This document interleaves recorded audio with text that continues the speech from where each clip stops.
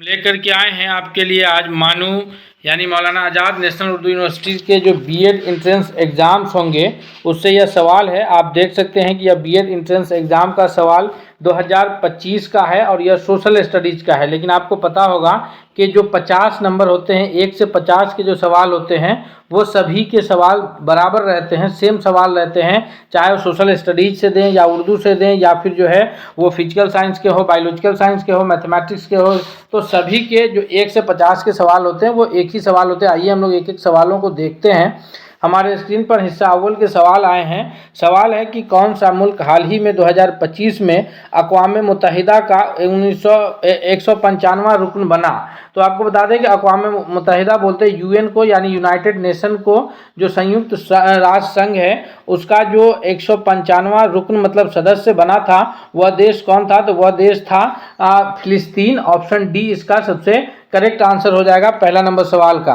अगले सवाल की ओर बढ़ते हैं। दूसरा सवाल है हमारे स्क्रीन पर कि 2025 जो G20 2025 की सरबराही इजलास किस मुल्क में मुनअक़िद होने वाला है? क्योंकि ये पिछले साल का सवाल है 2025 में। तो ये आपको बता दें कि G20 2024 तो हिंदुस्तान में हुआ था और G20 2025 का जो समिट हुआ है यह हुआ है जनूबी अफ्रीका में। मुनअक़िद होने का मतलब ये हुआ कि कहाँ इसका आयोजन हुआ है, तो ये जनूबी अफ्रीका में हुआ है, यानी दक्षिण अफ्रीका में। ऑप्शन बी के रूप में इसका उत्तर जाना जाएगा। सवाल नंबर तीसरा है कि कौन सी हिंदुस्तानी रियासत हाल ही में 100% इलेक्ट्रिक पब्लिक ट्रांसपोर्ट फ्लैट को नाफिज करने वाली पहली रियासत बनी है? तो ये कौन सी रियासत? तो हिंदुस्तानी रियासत का मतलब ये कि हिंदुस्तान यानी भारत का कौन सा राज्य 100% जो है इलेक्ट्रिक पब्लिक ट्रांसपोर्ट जो है ये लोगों के लिए परिवहन की जो फैसिलिटी है उसको नाफिज करने वाला यानी उसको लागू करने वाला राज्य बना है। तो इस तीसरा नंबर सवाल का सही उत्तर ऑप्शन बी है। दिल्ली जो है यह प्रथम राज्य बना है, पहला रियासत बना है। सवाल नंबर चौथा है हमारे स्क्रीन पर कि हिंदुस्तान का चंद्रयान 4 मिशन जो 2025 के लिए मंसूबा बनाया गया है का मकसद चांद के किस हिस्से को तलाश करना है? तो यहाँ जो चंद्रयान 4 है जनूबी कतब बोलते हैं, जो उसको पोल कहते हैं अंग्रेजी में, जैसे साउथ पोल तो जनूबी कुतुब, शुमाली कुतुब या कुतुब शुमाली यानी शुमाल बोलते हैं उत्तर को। उसी प्रकार है दौड़ की तरफ और ख़त अस्तवा मतलब उसका जो ये है मेन लाइन है उसको कहेंगे, जो ख़त अस्तवा बीच का जो लाइन है इस लाइन को करते हैं। तो यहाँ पर जनूबी कुतुब को खोजने के लिए जो है चंद्रयान 4 का मिशन लागू किया गया। ऑप्शन ए करेक्ट आंसर है। अगला सवाल है कि मार्च 2024 में मुनक़िद होने वाले 96वें एकेडमी अवार्ड ऑस्कर जो है 96वां एकेडमी अवार्ड ऑस्कर में बेहतर अदाकार का अवार्ड किसने जीता था? तो मार्च 2024 में जो हुआ था 96वां एकेडमी ऑस्कर अवार्ड जो है यह बेहतरीन जो अदाकार यानी बेहतरीन एक्टर का जो जीतने वाले हैं वो हैं 5 का डी ऑप्शन सिलेन मर्फी जो है इस अवार्ड को जीते हैं। ऑप्शन डी करेक्ट आंसर है। नेक्स्ट सवाल की ओर बढ़ते हैं कि 2025 में सोलर सेल खलाई जहाज को कामयाबी से लॉन्च करने वाले पहले मुल्क का नाम क्या है? सोलर सेल खलाई जहाज, खुला बोलते हैं वायुमंडलीय जो एयर स्पेस में जाने के लिए जो जहाज़ है उसी को खुला बोलते हैं। तो 2025 में जो सोलर सेल चलने वाले जो एयर स्पेस की जहाज़ हैं उसको कामयाबी से लॉन्च करने वाला जो पहला मुल्क बना है वो है ऑप्शन सी यानी USA, United state of America, संयुक्त राज्य अमेरिका कहेंगे। सातवां है कि खून को जमने के लिए कौन से विटामिन की ज़रूरत होती है, यानी हिंदी में आप इसको कहते होइएगा कि रक्त का थक्का बनने के लिए कौन सा विटामिन की आवश्यकता होती है? तो विटामिन के जो है वह खून को जमने के लिए, ब्लड क्लॉटिंग के लिए ज़रूरत पड़ती है। ऑप्शन बी के रूप में 7वां नंबर प्रश्न का उत्तर जाना जाएगा। अगले सवाल की ओर बढ़ते हैं। सवाल हमारा 8वां है कि इंसानी जिस्म में हीमोग्लोबिन का बुनियादी काम क्या करता है, यानी हीमोग्लोबिन का जो बेसिक काम है, बेसिक प्रिंसिपल क्या है, वो किस काम को अंजाम देता है इंसान के बदन में? तो यहाँ इसका जो मेन काम है हीमोग्लोबिन, आपको पता होगा कि हीमोग्लोबिन जो है वो जो लंग्स हैं हमारे फेफड़े हैं वहाँ से जो ऑक्सीजन आते हैं तो ऑक्सीजन को ऑक्सी हीमोग्लोबिन के रूप में हमारे पूरे शरीर में पहुँचाने का काम जो है वो हीमोग्लोबिन का काम है।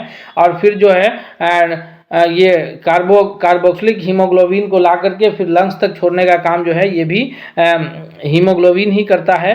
तो यहाँ पर ऑक्सीजन का जो नकलो हमल है, यानी ये ऑप्शन है 8वां का बी सही उत्तर होगा। नकलो हमल कहते हैं कि डिस्प्लेसमेंट को उर्दू में नकलो हमल कहा जाता है, डिस्प्लेसमेंट को उर्दू में नकलो हमल कहते हैं। तो ऑक्सीजन का नकलो हमल यानी ऑक्सीजन का डिस्प्लेसमेंट हमारे शरीर में करने का काम जो है यह हीमोग्लोबिन करता है। अगला सवाल नंबर 9 है कि इंसानी दिमाग का कौन सा हिस्सा तवाजुन और हम आहंगी का जिम्मेदार होता है, यानी अगर वो हिस्सा नहीं रहे तो आदमी बैलेंस नहीं बना पाएगा। तो इंसान का कौन सा हिस्सा जो है वो मतलब दिमाग का कौन सा हिस्सा वो बैलेंस बनाने का काम करता है। तो यहाँ पर 9वां नंबर सवाल का जो सही उत्तर हो जाएगा कि सेरी बेलम जो है यह इंसान के शरीर के दिमाग का वह हिस्सा है सेरी बेलम जो तवाजुन को बनाए रखता है, यानी बैलेंस बनाने का कार्य करता है। सवाल नंबर 10 है कि एक पौधे के जरिए पानी के नकलो हरकत बुनियादी तौर पर किस वजह से है। नकलो हरकत का मतलब यह है कि पानी का जो पूरे पौधे के सब प्रत्येक हिस्से में जड़ से सोख करके पौधे के प्रत्येक हिस्से में जो पानी पहुंचाया जाता है, तो वह बुनियादी हरकत जो है वो बुनियादी तौर पर किसकी वजह से है। तो यहाँ पर जो 10वां नंबर प्रश्न है ऑप्शन सी हो जाएगा कि ट्रांसप्लेशन पुल के जरिए किया जाता है। अब जो अगला 10 सवाल होगा, ये तो 10 सवाल थे आपको जनरल स्टडीज के यानी जनरल नॉलेज के सवाल थे। अगला 10 सवाल जो होगा वो जनरल उर्दू के सवाल हैं। यहाँ पर 11वां नंबर प्रश्न का जो उत्तर है कि हरूफे उर्दू ज़बान में कुल कितने हरूफे तहज़्ज़ी हैं। तो उर्दू ज़बान में कहीं कहीं आपको 36 मिलेगा, कहीं 38 मिलेगा। उर्दू ज़बान में जो है कुल 38 जो है हरूफे तहज़्ज़ी शामिल हैं। अगला सवाल है सवाल नंबर 12वां है कि उर्दू ज़बान को रिख्ता के नाम से भी जाना जाता है और इसका मतलब क्या है, यानी रिख्ता का मतलब क्या है। तो आपको बता दें कि उर्दू ज़बान को जो है रिख्ता के नाम से भी जाना जाता है और इस रिख्ता का मतलब होता है मुरक्कब ज़बान, यानी कई ज़बानों से मिल करके बनने वाली ज़बान को मुरक्कब ज़बान के रूप में जाना जाता है। ऑप्शन बी जो है इसका करेक्ट आंसर हो जाएगा 12वां नंबर प्रश्न के लिए। आपको हम बार बार बता रहे हैं कि जो बीएड का एंट्रेंस होगा मानू का, उसके सभी सवाल जो हैं 50 1 से 50 तक के, चाहे वो बायोलॉजिकल साइंस के हो, मैथमेटिक्स के हो या उर्दू के हो, वो लगभग एक जैसे रहते हैं। और जो 50 के बाद के सवाल होते हैं वो जो है वो उस कोर्स सब्जेक्ट से रहते हैं। 51वां सवाल क्वेश्चन नंबर 13 है कि शायर मशरिक के लक़ब से कौन मारूफ हैं। शायर मशरिक के लक़ब से कौन मारूफ हैं। शायर मशरिक जो है के नाम से जाने जाते हैं। 13वां नंबर प्रश्न का जो सवाल है ऑप्शन बी कि अल्लामा इकबाल को जो है शायर मशरिक के नाम से जानते हैं। 14वां नंबर सवाल है कि खतूत के हवाले से उर्दू अदब में कौन सा शायर मशहूर है। तो खतूत के हवाले से जो शायर सबसे ज़्यादा मशहूर हुए हैं वह है मिर्ज़ा असदुल्ला खां गालिब, जिनका तखल्लुस गालिब है, शुरू में असद करते थे। तो मिर्ज़ा गालिब ने तकरीबन 900 के आसपास जो है ख़त लिखे हैं। तो खतूत के हवाले से उर्दू अदब में गालिब जो है वो मशहूर हुए हैं। आगे सवाल हम लोग देखते हैं। सवाल नंबर 15 है हमारे स्क्रीन पर कि इब्ने इंशा का कौन सा सफ़र उर्दू नशर के शाहकारों में शामिल है। इब्ने इंशा का कौन सा सफ़रनामा उर्दू नशर के शाहकारों में शामिल है। जी हाँ, 15वां नंबर सवाल का जो सही जवाब होगा वह है दुनिया गोल है। ये इब्ने इंशा का जो सफ़रनामा है उर्दू नशर के शाहकारों में शामिल है। ऑप्शन बी के रूप में करेक्ट आंसर है। सवाल नंबर 16 है कि उन्होंने किताब पढ़ी में पढ़ी कौन सा फेल है। उन्होंने किताब पढ़ी में पढ़ी कौन सा फेल है। फेल यानी वर्ब, कौन सा वर्ब है। यहाँ पर क्रिया पूछा जा रहा है कि कौन सा क्रिया है। 16वां नंबर सवाल का सही जवाब भी ऑप्शन बी है कि यह फेल मुतअद्दी है। क्या होगा इसका सही जवाब? फेल मुतअद्दी। सवाल नंबर 17 है कि दर्जा झेल में से कौन सा हरूफ जार है। कौन सा हरूफ जार है। तो हरूफे जार कौन सा है। 17वां नंबर सवाल का ऑप्शन ए होगा कि पर जो है यह हरूफे जार है और लेकिन, क्योंकि ये सब हरूफे जार में नहीं आता है। सवाल आगे की ओर बढ़ते हैं हम लोग। 18वां नंबर सवाल है हमारे स्क्रीन पर कि किस शायर ने आज़ाद नज़म को उर्दू शायरी में फ़रोग़ दिया। किस शायर ने आज़ाद नज़म को उर्दू शायरी में फ़रोग़ दिया है। तो ये 18वां नंबर सवाल का जो सही जवाब है वो ऑप्शन बी के रूप में उत्तर जाना जाएगा कि नून मीम राशिद ने जो है इसको ये किया है। नून मीम राशिद ने जो है इसको आज़ाद नज़म को उर्दू शायरी में फ़रोग़ दिया है। 19वां नंबर सवाल है कि उर्दू ज़बान का कौमी शायर कौन है? उर्दू ज़बान का कौमी शायर किसे जाना जाता है? तो उर्दू ज़बान के कौमी शायर के रूप में जो है या अल्लामा इकबाल जाने जाते हैं, यानी ऑप्शन सी यहाँ पर करेक्ट आंसर होगा। सवाल नंबर 20 है कि जुमले की वह किस्म जो सवाल पूछने के लिए इस्तेमाल होती हो क्या कहलाती है? जुमले की वह किस्म जो सवाल पूछने के लिए इस्तेमाल होती हो उसको किस नाम से जाना जाता है? तो 20वां नंबर सवाल के लिए ऑप्शंस हैं वह है इस्तफहामिया के नाम से जानते हैं, ऑप्शन बी करेक्ट आंसर है। दोस्तों जनरल नॉलेज और उर्दू के बाद अब हम लोग जो सवाल देखेंगे ये जनरल इंग्लिश यानी आम अंग्रेजी के सवालात हैं हमारे स्क्रीन पर। इससे भी 10 नंबर के सवालात रहते हैं। तो सवाल ये है कि choose the correct comparative form of adjective in this sentence. Choose the correct comparative forms of adjective in this sentence.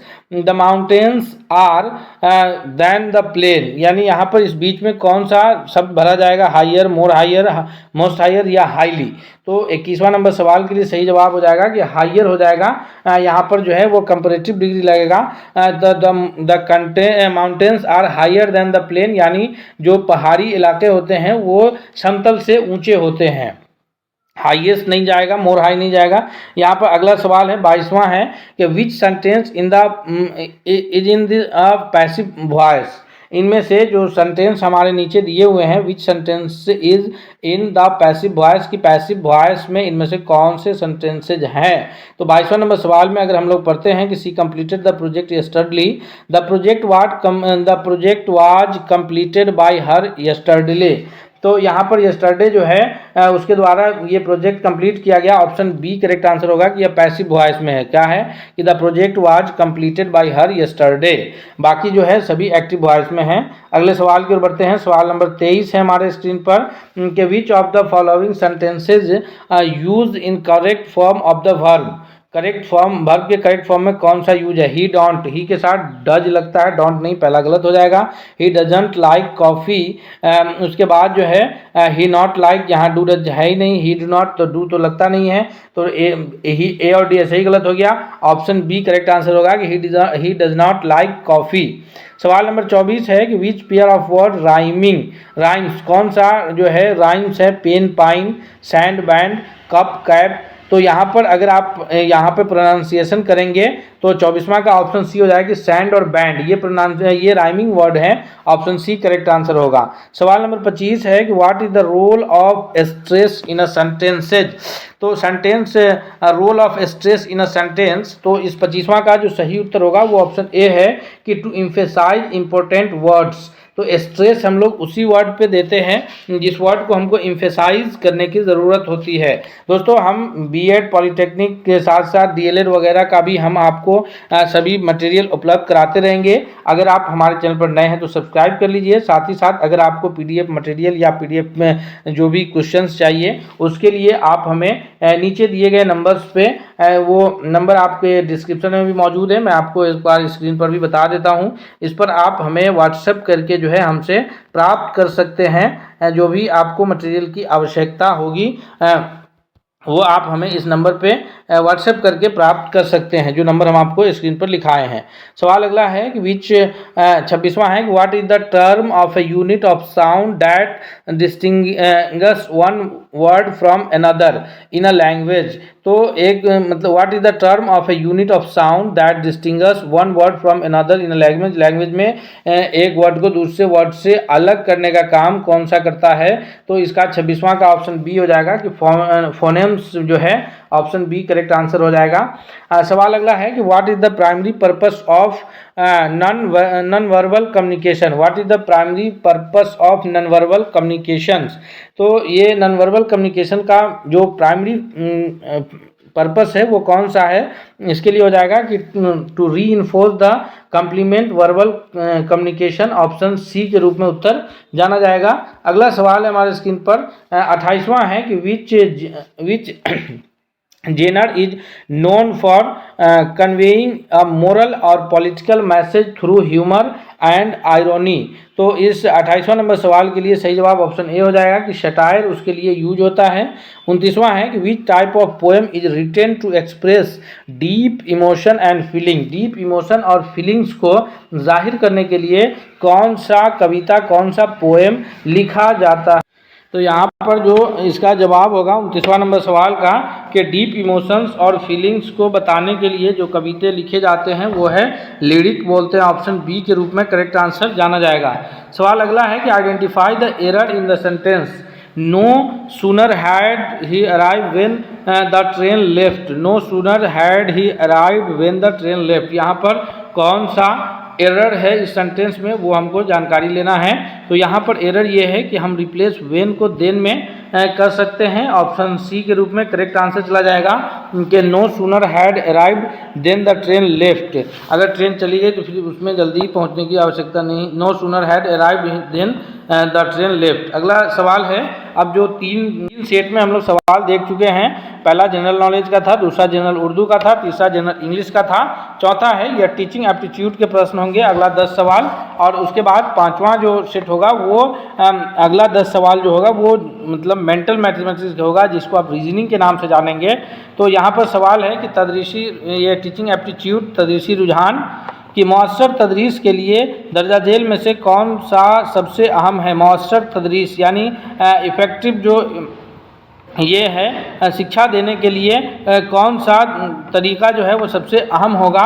तो 31वां नंबर सवाल के लिए सही जवाब हो जाएगा कि उस्ताद की मवासलत की महारत, यानी ऑप्शन बी करेक्ट आंसर हो जाएगा। उस्ताद के मजमून का इल्म, उस्ताद का नज़्म ज़ब्त, तो उस्ताद का बाकायदगी से ज़्यादा है उस्ताद की मवासलात की महारत जो है, यानी उस्ताद कक्षा में जो टीचर्स होंगे वो स्कूल में कक्षा में जो है किस हिसाब से बच्चे को मवासलात कराते हैं उसकी महारत अगर उनके है तो फिर वो तदरीस का जो काम अंजाम देंगे, यानी जो वो पढ़ाने का काम करेंगे वो मुअस्सर होगा यानी असरअंदाज होगा।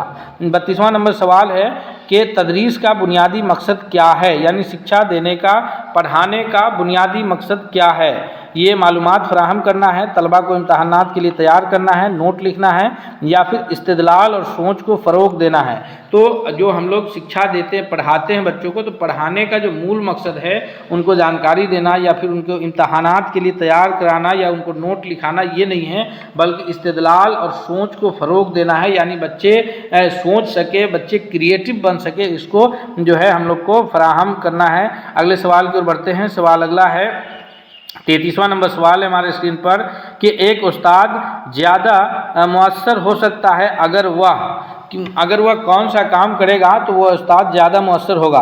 तदरीस के लेक्चर का तरीका इस्तेमाल करता है, नज़्म ज़ब्त में सख्त हो, यानी जो तदरीस में यानी जो है वो पढ़ाए तो लेक्चर का तरीका इस्तेमाल करे। जैसे कि बड़े बड़े कॉलेजेस में यानी ऊपर के जो कॉलेज होते हैं 11-12 के बाद जब बच्चे कॉलेज में जाते हैं ग्रेजुएशन में, तो बच्चे वहाँ बैठते हैं, सामने जो उस्ताद होते हैं वो आकर के लेक्चर देते हैं, तो तदरीस में लेक्चर का तरीका इस्तेमाल होगा। नज़्म ज़ब्त में सख्त हो, यानी डिसिप्लिन में बिल्कुल जो है वो टीचर हार्ड हो। अगला है कि तलबा को उनके ताकतों और कमजोरियों की शिनाख्त में मदद करे, और साथ डी ऑप्शन है कि रूट लर्निंग की हौसला अफजाई करे। तो 33वां नंबर सवाल का जो ऑप्शन होगा वो सी हो जाएगा कि तलबा को उनकी ताकतों और कमजोरियों की शिनाख्त में मदद करे, यानी तलबा कैसे सीखेंगे, बच्चे कैसे सीखेंगे, क्या उनकी ताकत है और कहाँ पर उनको सीखने में कमजोरियां हैं, उसको पहचान करके या फिर उसमें मदद करना, ये उस्ताद का एक मेन मुअस्सर काम हो सकता है, यानी उस्ताद एज ए फैसिलिटेटर होंगे। 34वां है कि दर्जा झेल में कौन सी क्लासरूम मवासलत में रुकावट है, यानी सीखने में कौन सी क्लासरूम जो है वो रुकावट पैदा करती है। इंटरएक्ट मकाला, मिसालों का इस्तेमाल, शोर और जिस्मानी खलफशार, हिदायत में वजाहत। अगर हम बात करेंगे इन क्लासरूम की तो ये मिसालों का इस्तेमाल करने से क्लासरूम बेहतर होता है। हिदायत में वजाहत से हिदायत दे दिए, इंटरेक्टिव मकालमा है। लेकिन शोर और जिस्मानी खलफसार, यानी अगर बच्चे हंगामा करते रहें, मारपीट करते रहें, तो वो क्लासरूम जो है बेहतर क्लासरूम नहीं हो सकता है। अगला सवाल है 35वां है कि अच्छा उस्ताद वह होता है जो वक्त पर निसाब मुकम्मल कर ले, यानी टाइम पर सिलेबस पूरा कर ले, या फिर क्लासरूम में नज़्म ज़ब्त को बरकरार रखता हो, यानी क्लासरूम में डिसिप्लिन मेंटेन रखता हो। अगला है कि सीखने वालों की हौसला अफजाई और सीखने वालों की हौसला अफजाई और हौसला अफजाई करता हो, मज़ीद होमवर्क देता हो, यानी बहुत सारे होमवर्क देता हो। तो इसका 35वां नंबर सवाल का ऑप्शन सी हो जाएगा कि जो बेहतरीन उस्ताद होंगे, जो अच्छे टीचर्स होंगे, वो सीखने वालों की हौसला अफजाई करेंगे। सवाल नंबर 36 है कि तलबा के साथ उस्ताद का मस्बत रवैया मदद करता है, यानी बच्चों के साथ टीचर्स का जो ये है बेहतर मस्बत रवैया का मतलब हो गया कि पॉजिटिव जो उनकी थिंकिंग है वो किस तरह से मदद करता है।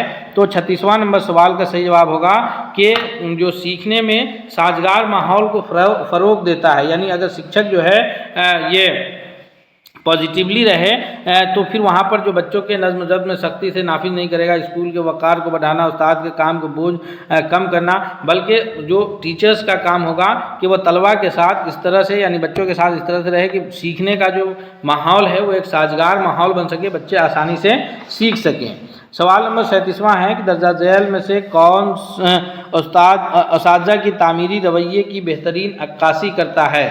तो यहाँ पर है कि कौन असातिज़ा की तामीरी रवैये की बेहतरीन अक्कासी करता है। 37वां नंबर सवाल के लिए जो सही जवाब हो जाएगा वो ये है कि हौसला अफजाई सवालात और तजस्सुस, यानी कि बच्चों में ऐसा सवाल किया जाए कि बच्चे उस पर सोच सके, उसमें विचार कर सके, और फिर जब वो बच्चे जवाब दें तो उनको हौसला अफजाई करना ये उस्ताद का काम है।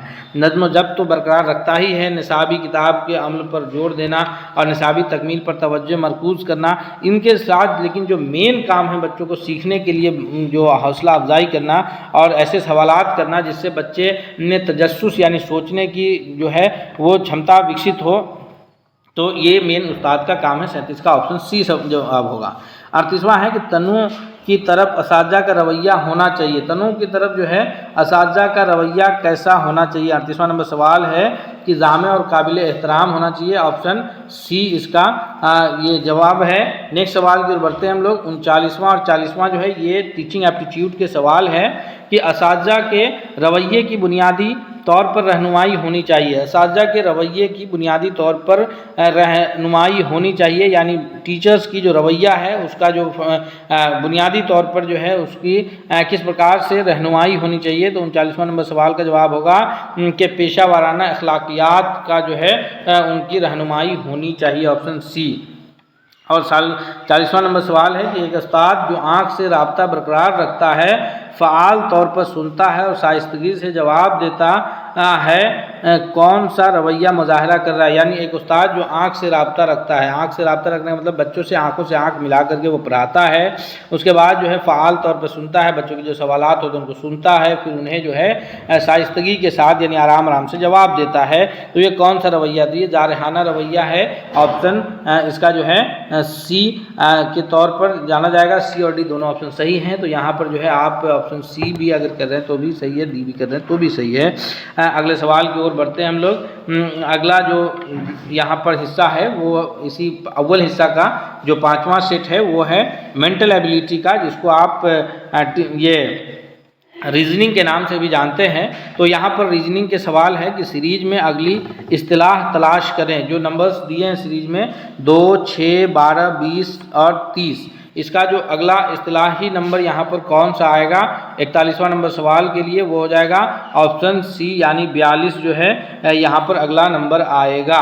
अगले नंबर के आप अगर इसको देखेंगे तो 2 से 6 के बीच में 4 का गैप है, 6 से 12 के बीच में 6 का गैप है, उसी तरह 12 से 20 के बीच में 8 का है, फिर 20 से 30 के बीच में 10 का है, यानी 2-2 संख्या बढ़ा करके गैप बन रहा है। तो 30 के बाद अगर हम लोग 12 जोड़ देते हैं तो 30 और 12 हो जाएगा 42, 42। ऑप्शन सी सही जवाब हो जाएगा।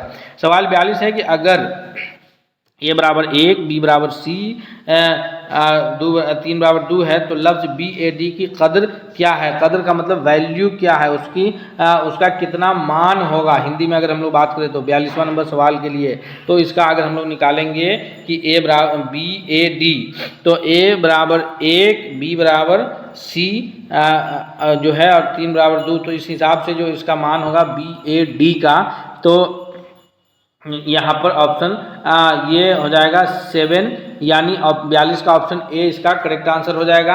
अगले सवाल की ओर बढ़ते हैं हम लोग। नेक्स्ट सवाल है हमारे स्क्रीन पर कि अगर कुछ कलम किताबें हैं और कोई किताब पेंसिल नहीं है तो कौन सा नतीजा दुरुस्त है। कुछ कलम किताबें हैं, कुछ कलम जो है वह किताबें हैं और कोई किताब पेंसिल नहीं है। कोई भी किताब जो है वो पेंसिल नहीं है। तो कुछ कलम पेंसिल है, कोई कलम पेंसिल नहीं है, कुछ किताबें कलम है, तमाम पेंसिल्स किताबें हैं। यहाँ पर 43वां का हो जाएगा ऑप्शन सी कि कुछ जो किताबें हैं वो कलम है। कह रहा है कि कुछ कलम किताबें हैं, तो कुछ किताबें कलम हैं। ये ऑप्शन सी इसका करेक्ट आंसर हो जाएगा। सवाल नंबर 44 है कि गुमशुदा नंबर का इंतखाब करें। जो नंबर्स हमारे स्क्रीन पे दिए हैं 56 7, 14, 28, 56, इस तरह से यहाँ पर जो मार्क्स है क्वेश्चन मार्क, वहाँ पे कौन से नंबर्स आएंगे।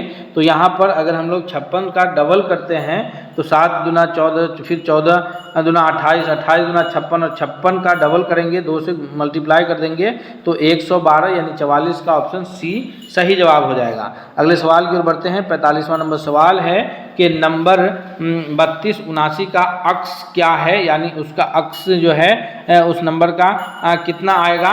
तो इस 45वां नंबर सवाल के लिए हम लोग जो अक्स कहते हैं कि उसका जो इमेज होगा, तो इमेज उसका उल्टा बनेगा। पहले 9 लिखा जाएगा, फिर 7 लिखा जाएगा, फिर 2 लिखा जाएगा, फिर 3 लिखा जाएगा।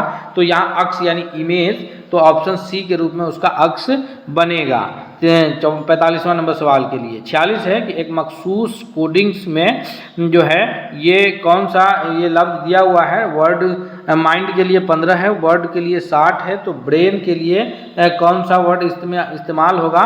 तो इसका ऑप्शन जो है ये चारों ऑप्शन इसके गलत हैं, इसलिए यहाँ पर जो है ये सवाल ही गलत हो गया था। ऐसे सवालात अगर पूछे जाते हैं जिनका चारों ऑप्शंस गलत होते हैं तो फिर वहाँ पे 1 मार्क्स जो है सभी को दिए जाते हैं। अब है 47वां नंबर सवाल कि एक ताक तलाश करें। ताक का मतलब ये है कि जो उसमें नहीं मेल खाता हो। हल्का है, मुसल्लस है, मुरब्बा है और करा है। तो मुसल्लस कहते हैं त्रिभुज को, मुरब्बा कहते हैं वर्ग को। तो यहाँ पर उसमें से एक ताक तलाश करना है। हल्का एरिया को कहते हैं, मुसल्लस है, मुरब्बा है और फिर दायरा, दायरा कहते हैं वृत्त को। तो यहाँ 47वां नंबर सवाल के लिए जो ताक है वो दायरा के रूप में जाना जाएगा, यानी वृत्त को जो है ये ताक लफ्ज़ है। मुसल्लस, मुरब्बा और हल्का जो है ये इसे, क्योंकि यहाँ पर ये सभी इस प्रश्न में दे रखे हैं और यहाँ पर दायरा ऑप्शन डी करेक्ट आंसर हो जाएगा। सवाल नंबर 48 है कि तस्बिया मुकम्मल करें। पाँव जूता, तो पाँव में जो है जूता पहना जाता है, तो फिर हाथ में दस्ताने पहने जाएंगे। ऑप्शन बी यहाँ भी करेक्ट आंसर होगा। सवाल नंबर 49 है हमारे स्क्रीन पर कि सीरीज में गायब नंबर तलाश करें। जो नंबर्स दिए हैं उसमें से हमें गायब नंबर को तलाश करनी है। तो यहाँ पर है 4 का 9, 16, 25 जो है, उसी प्रकार 49। तो यहाँ पर जो है 4 में 5, 16, 9 और फिर 49 के बाद जो है यह कौन सा नंबर होगा। तो यहाँ पर ऑप्शंस जो है अगर हम लोग बात करें इसके, तो ये ऑप्शंस 36 हो जाएगा। ऑप्शन ये सी के रूप में उत्तर जाना जाएगा 49वां नंबर प्रश्न के लिए। उसी प्रकार 50वां नंबर सवाल है कि एक शख्स की तरफ इशारा करते हुए सारा कहती है कि मेरे बाप की बीवी का इकलौता बेटा है। मेरे बाप की बीवी का इकलौता बेटा है, तो यानी ये सारा लड़की है।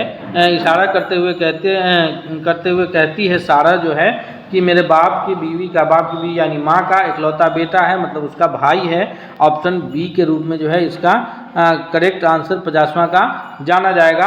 तो ये था 50 कॉमन प्रश्न जो सभी के लिए पूछे जाते हैं। फिर हम सोशल स्टडीज़ की अलग से करेंगे और जो सवाल होंगे बायोलॉजिकल साइंस, फिजिकल साइंस, उसको भी हम कवर करेंगे। अगर आपको जो है किसी भी PDF वगैरह की ज़रूरत है तो आप हमारे दिए गए नंबर पर नीचे कमेंट करके उस नंबर पर व्हाट्सएप करके आप मंगा सकते हैं। और साथ ही साथ अगर आपको किसी भी सॉल्यूशन की ज़रूरत है तो आप हमें मैसेज कीजिए, हम आपको उपलब्ध कराएंगे। और अगर चैनल पर नए हैं तो सब्सक्राइब कीजिए, बेल आइकन को प्रेस कीजिए ताकि अगला हर अपडेट आपको मिलता रहे। मिलते हैं अगले अपडेट के साथ, तब तक के लिए बहुत बहुत शुक्रिया।